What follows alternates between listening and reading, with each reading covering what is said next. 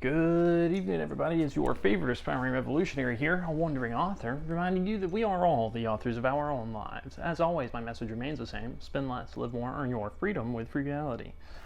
Thankfully, I have pre-created like close to 6 months worth of content, so we're not stopping anytime soon.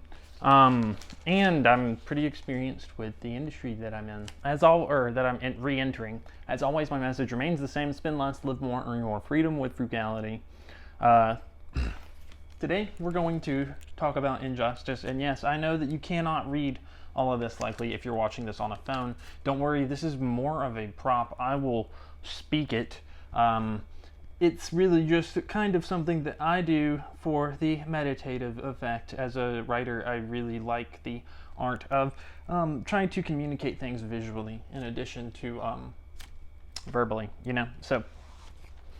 So far, I definitely think that I am, in terms of my personal life, as like I like to keep it vague, but I think I am in a place that is uniquely suited for my skill set. So yesterday we went over Aristotle's concept of justice, which is a little different than the one that's on Law and Order SVU, Special Victims Unit.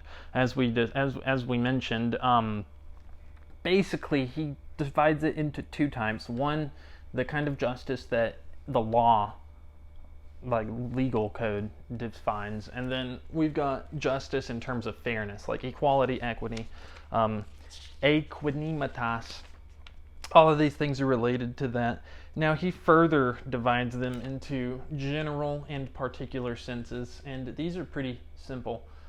General, and this is both applicable to injustice and actual justice, or regular justice.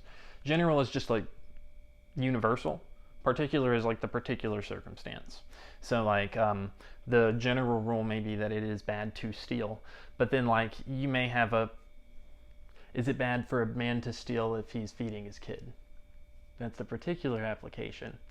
Aristotle would have a very long discussion about something like that, but I don't at this moment because I'm an amateur philosopher, not a titan.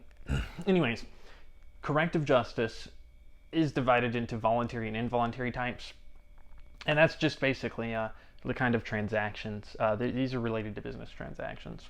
I really like this center quote though. Suppose two men commit adultery, one for profit, the other from desire. The latter would be deemed a profligate, while the other would be deemed unjust. Clearly, therefore, it being done for profit makes the action unjust. Hashtag clarified, right? So he says, if two guys go and meet up with a woman of the night, one does it because his body compels him to, and the other one does it because he wants to make money, then the one that does it for money is unjust, while the one that is a profligate is somebody who's like ruled by their bodily passions, basically, right?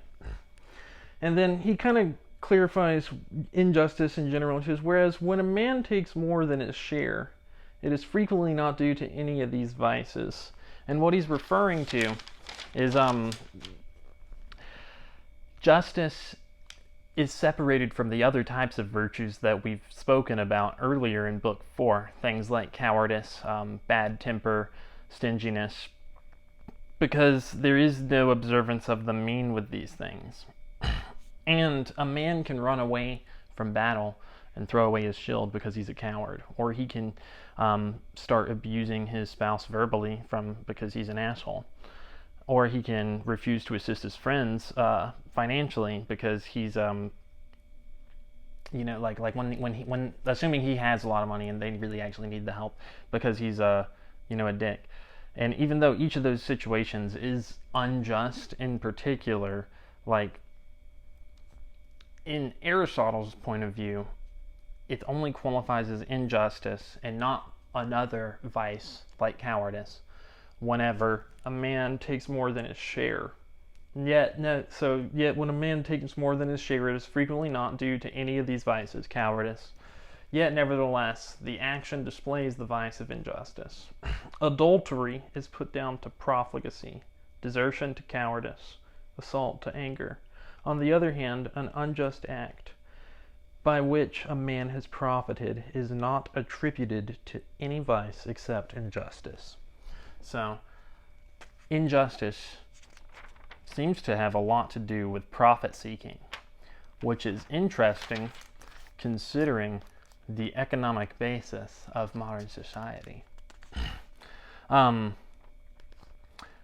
He's also got when Aristotle speaks about politics, remember, he's not speaking about the real world. He's speaking about world of forms, even though he denounces Plato for talking about the world of forms. He uses quotes, and this isn't on the board.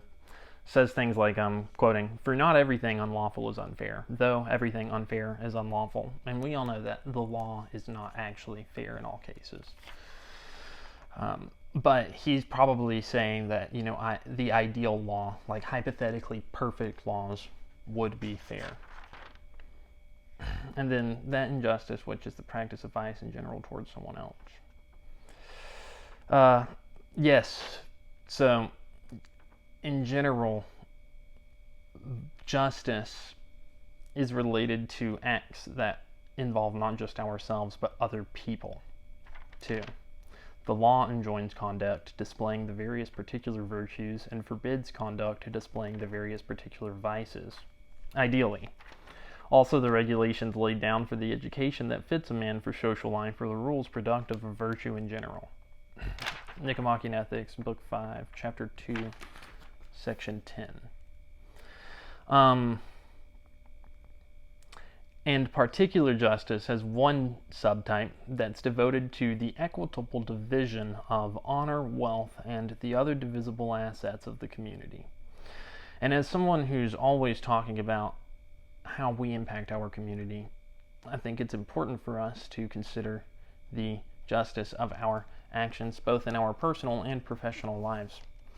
Because, and that's why it's important for us to look at the different classes. And so here's some examples. So voluntary and involuntary. So what are some actual examples of these types of concepts? So voluntary justice and injustice includes things like selling, buying, lending at interest, money lending, pledging, lending without interest, depositing, letting for hire.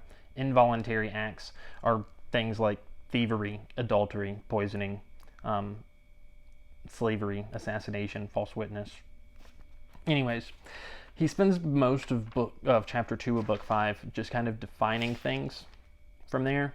And then chapter 3, which we'll go over tomorrow, he starts going into equity, which is the kind of justice that I think is the most interesting, because he's really kind of talking modern politics muddies the water a lot, but he's really talking about how should society be run ideally, not from a political perspective, but what is the right morally or ethical thing. And so that's why the first 2 chapters he's going over definitions, just like the other books in his Nichomachean Ethics. He doesn't assume that his audience knows necessarily what he's talking about, or he assumes that his audience may recognize the word but not understand exactly what he means by them. And so he tries to equip us with definitions so we can understand what he's telling us. And yeah, so that's pretty much it. Anyways, this is a wandering author here to remind you that we are all the authors of our own lives. As always, my message remains the same: spend less, live more, earn your freedom with frugality. What are y'all doing in order to inspire, uplift, and empower your local community today? Because this world isn't changing unless we all do our part. You can count on me to do mine daily. Till next time, I love y'all.